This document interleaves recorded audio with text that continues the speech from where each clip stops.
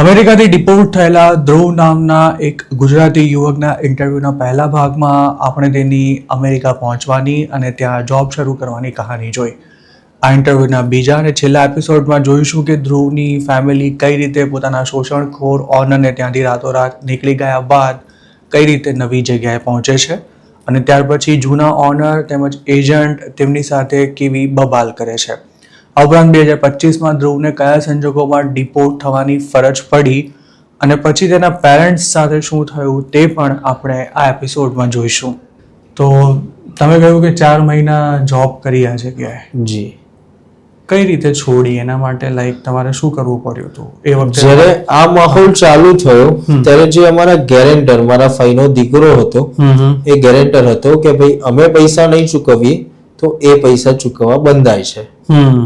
તો અમે એને વાત કરી કે અહીંયા આવી આવી સિચ્યુએશન છે, અમને ખાવાનું પણ નથી પ્રોવાઈડ થઈ શકતું. અચ્છા. કામ જે કીધું હતું એના કરતા ડબલ કામ કરી રહ્યા છીએ અમે. મેન્ટલી ટોર્ચર કરી રહ્યા છીએ. અપશબ્દો બોલતા હતા એ લોકો. જે ઇન્ડિયામાં એજન્ટ હતો એ પણ એટલા અપશબ્દો બોલતો હતો. જે ત્યાં આગળ એમના રિલેટિવ્સ હતા એ પણ એટલા અપશબ્દો બોલતા હતા. અને ઘણી ખરી વાર તો એ લોકોએ એવું કરેલું છે કે તમે આ નહીં કરો તો અમે તમને અમેરિકાની પોલીસ બોલાવી અને તમને ખોટા કેસમાં ફસાવી દઈશું અને આખી જિંદગી તમારે જેલમાં સડવું પડશે. આજે તમારા પેલા ફિમેલ ઓનર હતા એ આવી ધમકી આપતા હતા? જી સર. એ શું ચોરીના કેસમાં એ રીતે ફસાવી દઈશું? એકચ્યુઅલીમાં જે મારા પહેલા જે છોકરો કામ કરતો હતો, મેં જેનો ઉલ્લેખ કર્યો એને એકવાર એવું કરેલું છે. કઈ રીતે? એકચ્યુઅલીમાં રાત્રે કટ ટુ કટ ટાઈમ હતો, બિયર વેચવાનો ટાઈમ છે 3 વાગ્યા સુધીનો, અને એ છોકરાએ 258 પર બિયર વેચી. એટલે એ લોકોએ એવું કર્યું કે મતલબ એને એ ધ્યાનમાં હતો એમના કે આને કંઈક તો સબક શીખવાડવો છે. અચ્છા. પણ એક આટલી ભૂલ થઈ એના લીધે એ લોકોએ પોલીસ બોલાવી લીધી અને એને જેલમાં નંખાઈ દીધો હતો. મતલબ ધાક ધમકીઓ, વોર્નિંગ અપાવડાવી દીધી. ત્યાં આગળ મતલબ અમેરિકામાં એક રૂલ છે કે તમે પોલીસ બોલાવો છો તો ઇટ ડઝન્ટ મીન કે તમને અરેસ્ટ જ કરશે. ઓકે. તમે એમને ઓપ્શન આપી શકો. એ તમને પૂછે છે કે તમારે એમને વોર્નિંગ આપવી છે કે અરેસ્ટ કરાવવા છે. Okay okay. એટલે પછી એ લોકોએ શું આને બીવડાઈ અને વોર્નિંગ અપાવડાવી દીધી હતી. બરાબર. જેથી કરીને એને કોઈ તકલીફ નથી પહોંચી. ઓકે. જી. તમારી સાથે આવું નથી થયું? અમારી સાથે થયું નથી, થતા રહી ગયેલું છે. ઓકે. તો પછી જોબ તમે ક્યારે છોડી? ઘણી બધી તકરાર એજન્ટ સાથે કર્યા બાદ અમે એવું જણાવવામાં આવ્યું હતું કે જો તમે નહીં માનો તો અમે લોકો અહીંયાથી નીકળી જઈશું. ઓકે. તમે જોબ કઈ રીતે શોધી બીજી જગ્યાએ? મારા મધર છે, એમના વિલેજ થી એ લોકો છે 10 years થી એ લોકો ત્યાં યુએસમાં છે. ઓકે. તો બાય ચાન્સ એમનો નંબર અમને મળ્યો. અચ્છા. રિલેટિવ્સ થ્રુ, અને જોબ માટે રિક્વાયરમેન્ટ હોય તો આ રીતની વાત કરી અમે લોકો. અને એકચ્યુઅલીમાં એ ટાઈમ પર એ લોકો એક ન્યૂ ગેસ સ્ટેશન પરચેસ કર્યો હતો. અચ્છા. તો અમને એ ટાઈમ પર એક જ ગેસ સ્ટેશન પર જોબ મળી ગઈ હતી. ચારે લોકોને એક જ ગેસ સ્ટેશન? હા જી. હવે તમે જૂના ઓનરને જોબ છોડવાની વાત કરી ત્યારે એમણે શું કહ્યું હતું? જૂના ઓનર જ્યારે અમે જોબ છોડવાની વાત કરી ત્યારે તો પહેલા એને બહુ જ ના પાડી. જે ના બોલવાના શબ્દો બોલી ગયા મને, મારા ફાધર ને, મારા મધર ને, બધાને. પણ સ્ટીલ એ લોકો એગ્રી નતા થતા. પછી અમારે લોકોને એવું કહેવું પડ્યું કે જો તમે એગ્રી નહીં થાવ તો રાત્રે અમે સ્ટોર ચલાવીએ છીએ તો પછી અમારે અહીંયાથી નીકળી જવું પડશે. ઓકે. જી. અને અમે પછી એ જ રસ્તો અપનાવ્યો. બરાબર. જી. હવે જોબ છોડીને ગયા અને તમારે પેમેન્ટ ને બધું જે લેવાનું નીકળતું હતું એનો હિસાબ કઈ રીતે થયો અને ત્યાંથી તમને કેટલા પૈસા મળ્યા? એકચ્યુઅલીમાં જ્યારે અમે લોકો અહીંયાથી લીવ કર્યું અને જે નવા ઓનર હતા એ અમને ત્યાં આગળ પિક કરવા આવ્યા હતા. ઓકે. અને જ્યારે તમે ત્યાં પહોંચી ગયા ટેનેસીમાં, ત્યારબાદ અમે લોકોએ હિસાબ માંગ્યો કંટકીમાં જે હતા રિલેટિવ, એજન્ટના રિલેટિવના પાસે. તો એમણે લગભગ 1.5 થી 2 મહિને અમને હિસાબ આપ્યો છે. 4 જણા અમે લોકો 16-17 કલાક કામ કરતા હતા અને અમારો ટોટલ પગાર $19,500 ગણવામાં આવ્યો છે. મહિનાનો કે 4 મહિનાનો? ટોટલ 4 મહિનાનો પગાર $19,500 ગણવામાં આવ્યો છે અમારો. અચ્છા. એટલે પર હેડ મહિનાના $1200-1500 ગણ્યા. જી. અને જો અમારા અવર્સમાં ડિવાઇડેડ કરીએ તો $2.5 થી $3 પરાણે થઈ શકે છે. ઓહ, જી. તો એ $19,500 તમને મળ્યા કે પછી મળ્યા નહીં, એમણે વળાવી જ લીધા. કઈ રીતે? એમનું જે 4 મહિના હતા એ વ્યાજમાં એમણે કપાવી લીધા. પ્લસ કે જે અમને થોડી ઘણી અમે સ્ટાર્ટઅપ બેઝ પર જ્યારે પહોંચ્યા ત્યારે અમને ગ્રોસરી લાવી આપી હતી, એ ગણી લીધી. હવે અમારી બેગો એ લોકોએ ફેંકાવી દીધી હતી. તો જનરલી રૂલ્સ હોય છે કે જે એજન્ટ જો બેગ ફેંકાવે છે તો એ લોકોને યુએસમાં પરચેસ કરી આપવા પડે છે કપડાં. ઓકે. પણ આ લોકોએ શું કર્યું કે અમારા જ ખર્ચામાં નાખી દીધું કે તમે આટલા કપડાં લીધા છે, તમે આ શૂઝ લીધા છે, એ પણ અમારે જ પે કરવાના થયા. જ્યારે અમે ત્યાંથી નીકળ્યા ત્યારે અમારે પેમેન્ટ લેવાનું નહીં પણ $7,000 એમને આપવાના નીકળતા હતા. તો $7,000 તમે આપ્યા કે પછી ટોટલ હિસાબમાં અમે ગણ્યા હતા કે ભાઈ આપણે ટોટલ હિસાબ આટલો કરો, કેમ કે મંથલી અમે આપતા હતા. હવે એમાં એક્સ્ટ્રા 7,000 આપવા એ અમારા માટે પોસિબલ ના હતા. ઓકે. સેકન્ડ જોબ કેવી હતી તમારી? સેકન્ડ જોબ અમારી ગેસ સ્ટેશન પર લાગી હતી અને જે અમારા ઓનર કહી શકાય યા તો રિલેટિવ થી વધારે, હું એને તો મધર ફાધર માનું છું એમને. અચ્છા, બરોબર છે કે કોઈ પણ તકલીફ પડી હોય તો એમને અમે કહી શકીએ છીએ. પૈસે ટકે એમને હેલ્પ કરી છે કે ભાઈ તમારે લોયર નથી, તમે આ પૈસા રાખો, અમારે મુદ્દત ભરવાની થાય તો એ લોકો સાથે આવે છે કે તમારી મુદ્દત સેફલી પતી જાય. હા ના, તે બધી જ રીતે જે નવા ઓનર છે દે આર વેરી ગુડ. અચ્છા, મુદ્દતથી યાદ આવ્યું, ધ્રુવ તમે યુએસ માં એન્ટર થયા, બોર્ડર પરથી જે તમને પેપર્સ આપ્યા હતા, હાજી, પછી કઈ આઈસમાં હાજર થવાનું હતું? હાજી, એનો એક રૂલ્સ છે, જ્યારે તમે બોર્ડર ક્રોસ કરો છો એના વિધિન 60 ડેઝમાં તમારે આઈસમાં હાજર થવાનું હોય છે અને તમારું એડ્રેસ મેન્શન કરવાનું હોય છે કે આઈ એમ લીવ ઓવર ધેર. ઓકે. તમને બોર્ડર પર અરેસ્ટ કરે ત્યારે એડ્રેસ નથી આપવાનું હતું? નહીં, ત્યારે આપવાનું નથી હોતું. કેનેડા બોર્ડર પર એવું નહીં. ઓકે જી. તો શું પછી 60 દિવસમાં તમે ગયા હતા આઈસમાં હાજરી પુરાવા? જે એજન્ટ હતા અને એમના રિલેટિવ્સ હતા એમને ઓલરેડી મારા જૂના ઓનર કંટકી વાળા જે ઓનર અને એમના રિલેટિવ હતા એમણે મારા જે બોર્ડર રિલીઝ પેપર છે ઓલરેડી અમે પહોંચ્યા એના 1 કે 2 દિવસમાં જ એમના અંડરમાં લઈ લીધા હતા ઓરિજિનલ પેપર્સ, જેથી કરીને અમે આઈસમાં પણ હાજર ના થઈ શક્યા. અને અમે એમને કીધું પણ હતું કે અમારી માસ્ટર હિયરિંગ આવી રહી છે તો અમને એક લોયર રાખવો છે, તો તમે થોડી હેલ્પ કરી દો, અમારા પાસેથી પૈસામાંથી અમે સેલેરીમાંથી તમે કટ કરી લેજો. But they are be like કે તમારે કોઈ લોયર રાખવાની જરૂર નથી, કંઈ જ કરવાની જરૂર નથી, તમે અહીંયા સેફ જ છો, તમને કોઈ કંઈ કશું કરી શકવાનું નથી. એટલે એમનો પ્લાન એવો હતો કે તમને ત્યાં જે આપણે એબ્સકોન્ડિંગ કે કહેતા હોઈએ છીએ કે ભાગેડું જાહેર કરી દેવા, એ ટાઈપ કે આઈસમાં તમે જાઓ જ નહીં એમ? હાજી. વાવ. તો તમારા જૂના ઓનરને લીધે તમે માસ્ટર હિયરિંગ કે બીજું જે પણ કંઈ હતું એમાં હાજર થઈ જ ના શક્યા? થઈ જ ના શક્યા અમે લોકો હાજર. ઓકે. હવે તમે ટેનેસી મૂવ થઈ ગયા પછી ઇમિગ્રેશનના કેસનું શું થયું? જોબ તો સેટલ થઈ ગઈ. ટેનેસી અમે જ્યારે મૂવ થયા ત્યારે અમારા નવા ઓનર હતા એમને વાત કરી કે આવી સિચ્યુએશન છે. ઓકે. અને પછી મારા ફઈનો ભાણિયો જે ગેરેન્ટર છે એમના થ્રુ એક અમને સજેશન કરવામાં આવ્યો એક લોયર. અને અમે એ ટાઈમે પર અમારા પાસે પૈસા હતા નહીં, પણ અમે જે ઓનર નવા હતા એમના પાસેથી થોડા ઘણા જે સસ્તો લોયર હતો. અચ્છા.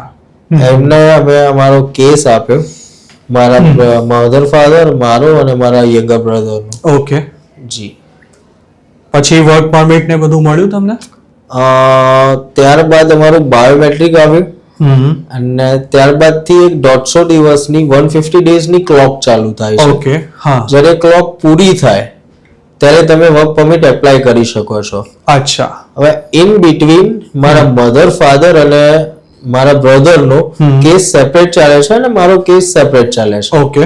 તો એ ત્રણને ફાઇનલ ડિસિઝન માટેનું એક ઇન્ટરવ્યુ આવ્યું હતું, બટ જેનો પેપર અમને ડિલિવર નતો થયો. બટ એકચ્યુઅલીમાં USCIS શું કરે છે કે એક પેપર રજિસ્ટર એડ્રેસ પર મોકલે છે અને એક છે લોયરના ઈમેલ પર મોકલે છે, જેથી કરીને કોઈ પણ એકને ખબર પડે. બટ જે લોયર હતો એ બહુ બેકાર લોયર કહી શકાય, જેને અમને જાણ ના કરી અને આ 3 જણાના ઇન્ટરવ્યુ મિસ થઈ ગયા. અને તમારા કેસનું શું સ્ટેટસ હતું? મારે હજી કોઈ ના તો ઇન્ટરવ્યુ હતું કે એક મારી માસ્ટર હિયરિંગ હતી જે મેં બોર્ડર ક્રોસ કરી એ ટાઈમ પર અમને જે કીધેલી હતી એ મારી નીકળી ગઈ હતી અને પ્લસ કે આઈસમાં હું હાજર થઈ શક્યો ન હતો. બટ આફ્ટર ધેટ મારા અને મારા બ્રધરના 150 ડેઝ કમ્પ્લીટ થઈ ગયા જ્યારે અમે બાયોમેટ્રિક આપ્યું અસાઇલમ ફાઇલ કરીને. બીકોઝ મારો બ્રધર એ અંડર એજ હતો, જેનો બેનિફિટ એને મળી ગયો અને હું એક યંગસ્ટર હતો કે જે સરખું વર્ક કરી શકું, હાર્ડ વર્ક કરી શકું, એના લીધે થઈને મને પણ વર્ક પરમિટ, સોશિયલ ને બધું પ્રોવાઈડ કરવામાં આવ્યું હતું. પેરેન્ટ્સને ના આપી? બટ પેરેન્ટ્સના બંનેના અમારા રિજેક્ટ થયા હતા, વર્ક પરમિટ, સોશિયલ.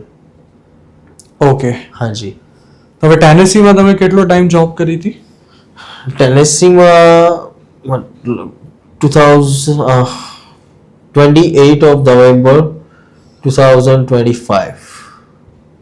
અચ્છા જી. હવે એક્ઝેક્ટ કઈ જગ્યાએ હતા અને મતલબ જે આપણો સૌથી મહત્વનો પોઈન્ટ છે કે કયા સંજોગોમાં તમારું આ ડિપોર્ટેશનનું બધું થયું? મારા ડિપોર્ટેશનમાં મારી ઇમિગ્રેશન કોર્ટની ડેટ આપવામાં આવી હતી અને જેના લીધે હું ત્યાં હાજર રહી ગયો. મારે કોઈ પેલું થાય એ વસ્તુ કરવું ન હતું, જેથી હું ઇમિગ્રેશનની કોર્ટમાં હાજર રહ્યો, મેમ્ફિસની કોર્ટમાં. મેમ્ફિસ? હાજી. ઓકે, કયો દિવસ હતો?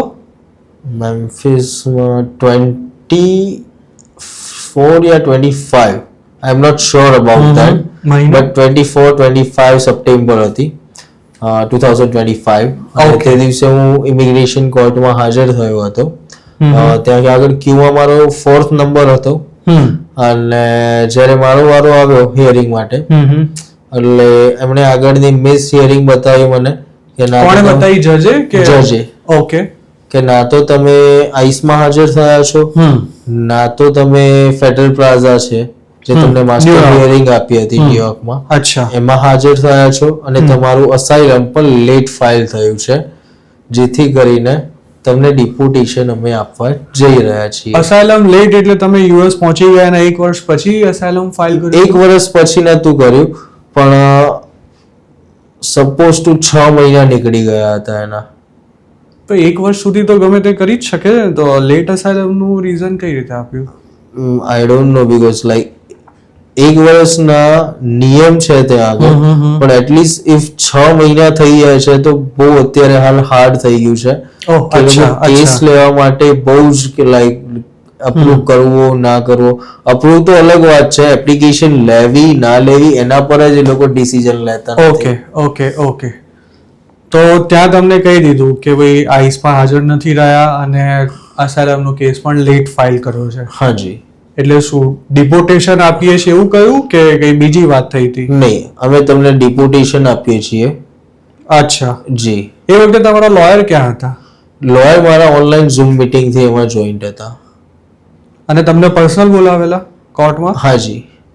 કેમ કે ઇટ્સ અ ફર્સ્ટ હિયરિંગ હતી ને ઇમિગ્રેશનની, તો આપણે ફિઝિકલી હાજર રહેવું જરૂરી છે. અગર જો મને ડિપોર્ટેશન ના મળ્યું હોત તો સેકન્ડ ટાઈમ થી મારી પણ ઝૂમ મીટિંગ થી ત્યાં આગળ અટેન્ડ કરી શકતો હું. તો હવે જજે જ્યારે ડિપોર્ટેશન નું કહ્યું ત્યારે લોયરે શું એનો જવાબ આપ્યો હતો? લોયરે કીધું હતું કે એમનો જે ફર્સ્ટ લોયર હતો એ થોડો પેપર્સમાં ને એમાં કાચો હતો, એ કોઈ લોયરના અંડરમાં વર્ક કરે છે, he is not a proper lawyer. Okay. એવી રીતે આર્ગ્યુમેન્ટ કરી હતી, but already deportation order issue થઈ ગયો હતો, જેથી there is no any other option.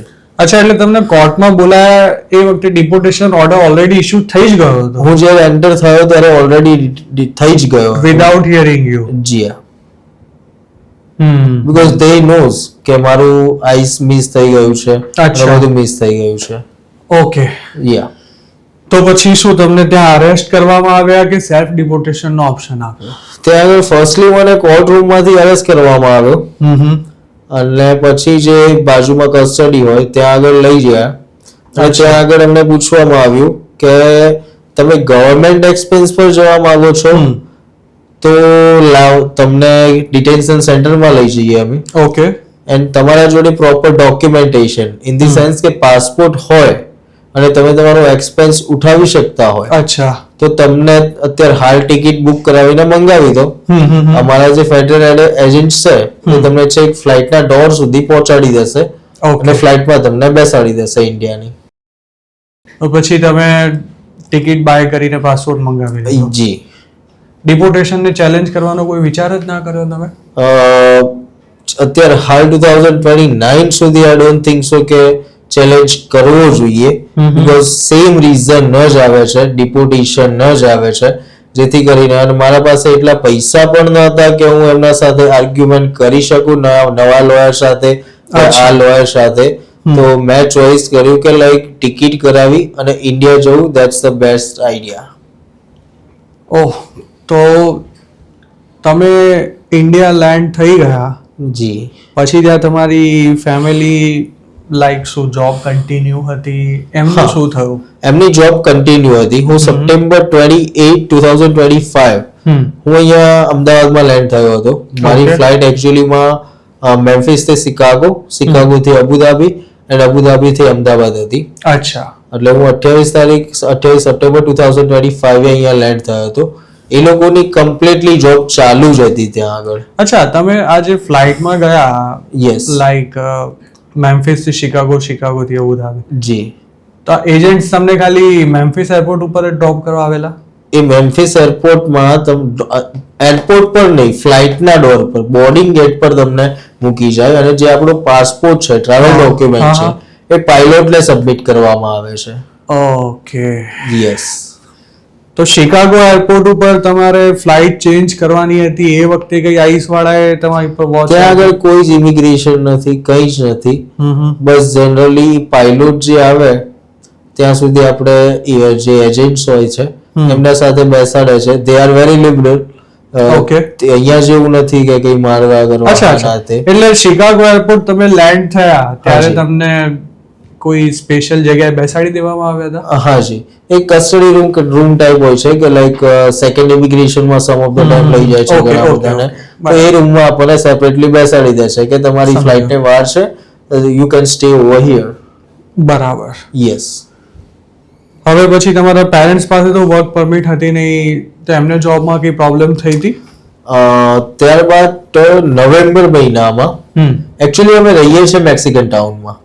આખું ફૂલ ઓફ મેક્સિકન ટાઉન છે અને ફાર્મિંગ ટાઉન છે. ઓકે. સો અમે નવેમ્બર મહિનામાં 28 ઓફ નવેમ્બર 2025 ના રોજ આઈસની સડનલી એક રેડ પડે છે ફાર્મ્સમાં, જે સ્વીટ પોટેટો ફાર્મ્સ ને એવું છે ત્યાં આગળ રેડ પડે છે અને આખા ટાઉનમાં એક જ અમારું ઇન્ડિયન ફેમિલી છે ત્યાં આગળ લીવ કરે છે. અચ્છા. તો અને લાઈક મેક્સિકન્સ અને Indians they both look similar. બરાબર. સો ધેટ્સ વાય એ લોકો આવે અને મમ્મી ને પપ્પા અને મારા ભાઈના ડોક્યુમેન્ટ્સ માંગ્યા. મારા બ્રધરે તો લિબરલી જે હતા એના ડોક્યુમેન્ટ્સ એને શો કરી દીધા. પછી એ લોકો અંદર કુકિંગ એરિયામાં ગયા અને મમ્મી પપ્પાને માંગી લીધા ડોક્યુમેન્ટ્સ, બટ એ લોકો પાસે હતા નહીં એટલે એમને હથકડી પહેરાવી અને ત્યાંથી અરેસ્ટ કરીને લઈ ગયા. ત્યાંથી નવેમ્બર 2025 નવેમ્બર 2025 28 નવેમ્બર 2025 ના રોજ. તો હાલ તમારા પેરેન્ટ્સ ક્યાં છે? એ મિસિસિપી નેચેસ ટ્રેસ કરીને કોઈ ડિટેન્શન સેન્ટર છે ત્યાં આગળ એમ છે અત્યારે હાલ. અચ્છા. તો એમણે શું લાઈક ડિપોર્ટેશનના પેપર્સ પર સાઇન કરી? ડિસેમ્બરના ડિપોર્ટેશન પેપર પર એમણે સાઇન કરી છે, બટ અત્યારે હાલ ક્યુ એટલી લોંગ છે કે જો if you want the self deportation, જો તમારે સેલ્ફ ડિપોર્ટેશન પણ જોઈતું હોય તો પણ તમારે લાઈનમાં તો રહેવું જ પડે છે. એટલા બધા લોકો ડિટેન્શન સેન્ટરમાં હાજર છે. ઓહ. યસ. તમારા પેરેન્ટ્સ સાથે ક્યારે વાત થઈ છે ત્યાં? મારે તો ક્યારેય નથી થઈ. ફર્સ્ટલી લોયર જ્યારે મેં હાયર કર્યો ત્યારે લોયરને વાત થઈ હતી બધી કે કઈ સહી કરાવી, કોઈ હિયરિંગ પડી છે, તો મમ્મી પપ્પાએ કીધું કે ના, કોઈ હિયરિંગ પડેલી નથી અને એક પેપર પર સહી કરાયેલી છે. એકચ્યુઅલી મારા ફાધર ને ઇંગ્લિશ બહુ જ વીક છે, બટ મારા mother is very good in English. તો પણ હવે ધ્રુવ, આમાં વાત એ છે કે ડિપોર્ટેશન ફાઇનલ જ છે, પછી લોયર હાયર કરવાની કોઈ જરૂર ખરી? યસ, કેમ? એ કરી શકે છે. તમે જો ટ્રેકર બોન્ડ બંને સાથે માંગો તો તમારો ચાન્સ 50-50 થઈ શકે છે છૂટવા માટેનો. Not only bond, you can ask for a tracker and the bond. બંને માટે જ્યારે તમે અપ્લાય કરો છો તો એના ચાન્સીસ 50-50 થઈ જાય છે કે તમને મળી શકે છે બોન્ડ. અને આ બહુ મોટો ક્રાઇમ નથી જેથી કરીને મળી શકે છે આમાં. એટલે તમને આશા છે કે કદાચ પેરેન્ટ્સ? આશા છે મને. લોયરે કીધું છે કે આજ નહીં તો કાલે કંઈક એવું થશે. બરોબર છે. પણ એ લોકો ડિપોર્ટેશન પેપર્સ પર તો પહેલાથી સાઇન કરી ચૂક્યા છે.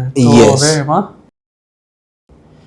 એકચ્યુઅલીમાં એમાં કેવું હોય છે કે જનરલી જ્યારે એ લોકો ડિપોર્ટ કરવાની તૈયારી પર હોય છે યા જ્યારે રેડ પાડે છે ત્યારે એ લોકો એવું કહે છે કે તમારા જે સન્સ છે એમને અમે મતલબ જે ચાઇલ્ડ કેર હોય એ રીતના હોય ને એ રીતે તમે મોકલી દઈશું, તમે જો ડિપોર્ટ અહીંયાથી નહીં થાવ તો. એટલે પ્રેશરાઇઝ થઈને કોઈ પણ પેરેન્ટ્સ એ ડિપોર્ટેશન ઉપર સહી સિગ્નેચર કરે જ છે. અચ્છા, એટલે તમારા પેરેન્ટ્સના ચાન્સ પણ 50-50 છે. યસ. હવે સૌથી મહત્વનો સવાલ, તમે ઇન્ડિયા આવી ગયા છો. હાજી.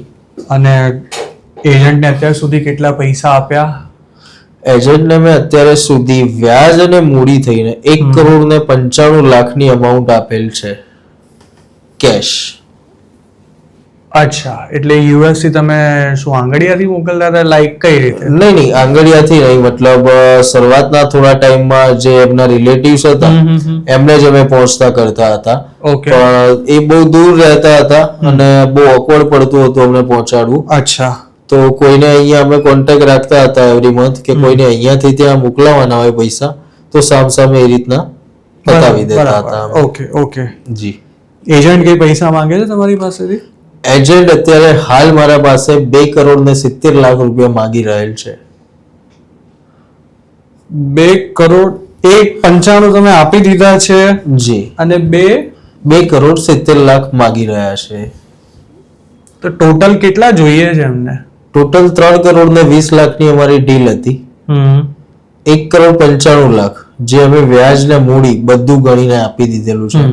1,95,00,000 થાય છે. Steel they are asking for 2,70,00,000. હજી માંગી રહ્યા છે કે 2,70,00,000 અમને જોઈએ છે. અધરવાઇઝ તારા ફઈનો ભાણિયો છે એને અમે ફામે મારી શકીએ. હાજી.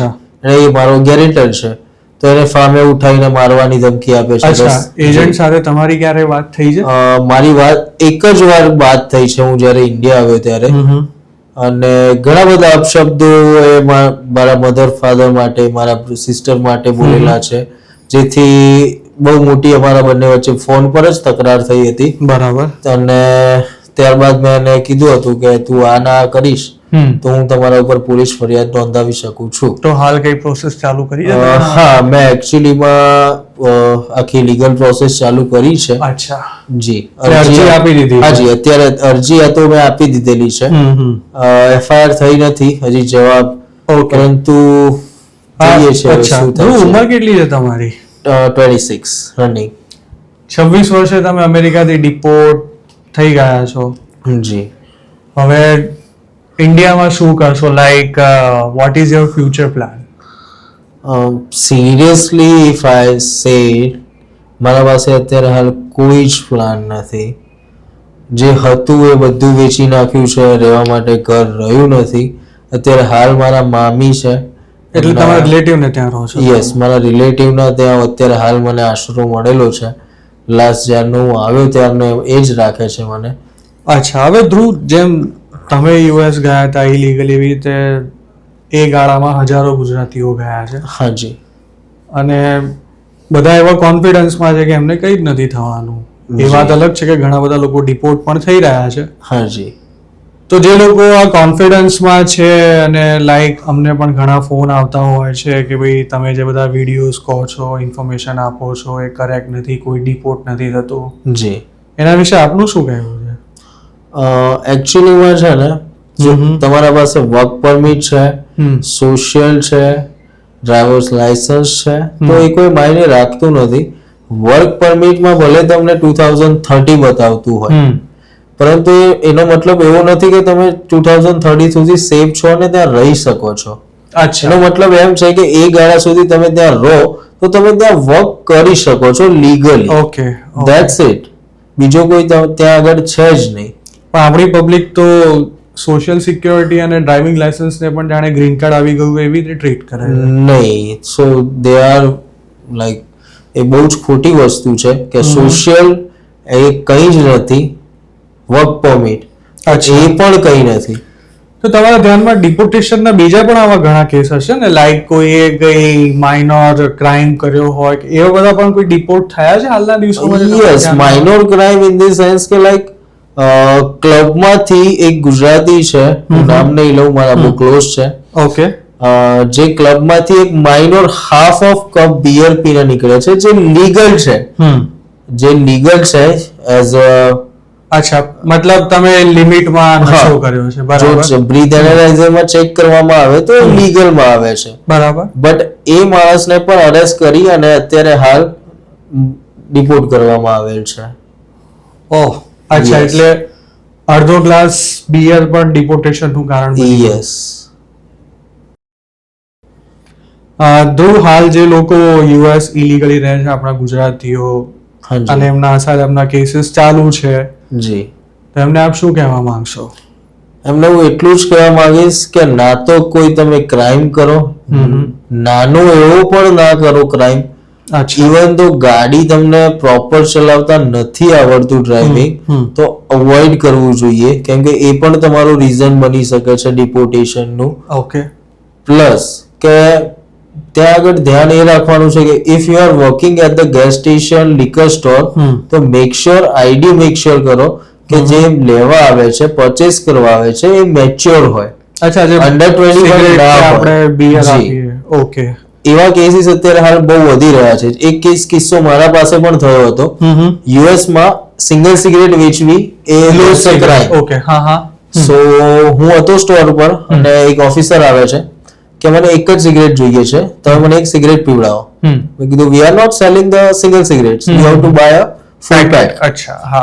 તો કે no, I just want the single cigarette, અને I will pay you the $10 for just one cigarette. અચ્છા. તો કે why you are not agree for the one cigarette at a $10?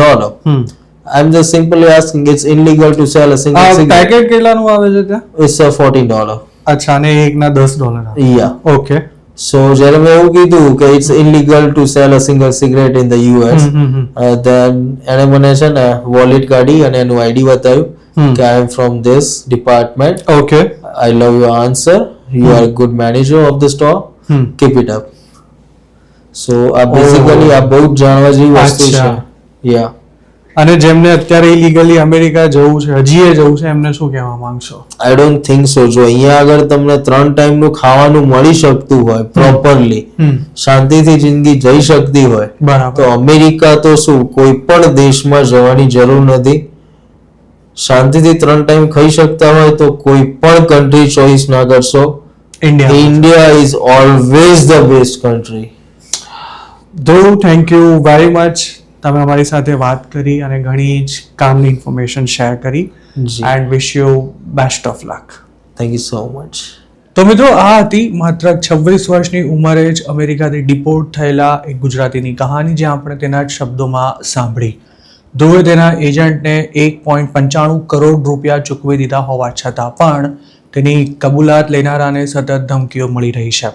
આ ફેમિલીને અમેરિકા મોકલવામાં એજન્ટને 1.10 કરોડની આસપાસનો ખર્ચો થયો હતો, જેની સામે તેને 1.95 કરોડ મળી ચૂક્યા છે, પણ છતાંય તે પોતાના નફામાં નુકસાન સહન કરવા તૈયાર નથી. ધ્રુવની આ રિયલ લાઈફ સ્ટોરી એ પણ બતાવે છે કે અમેરિકામાં રહેતો કોઈ પણ અનડોક્યુમેન્ટેડ ઇમિગ્રન્ટ એવા વહેમમાં ન રહે કે અસાયલમનો કેસ કરી દેવાથી ડિપોર્ટેશનથી બચી જવાશે. અમારી આ રજૂઆત આપને કેવી લાગી તેમને કમેન્ટમાં જણાવવાનું ભૂલશો નહીં.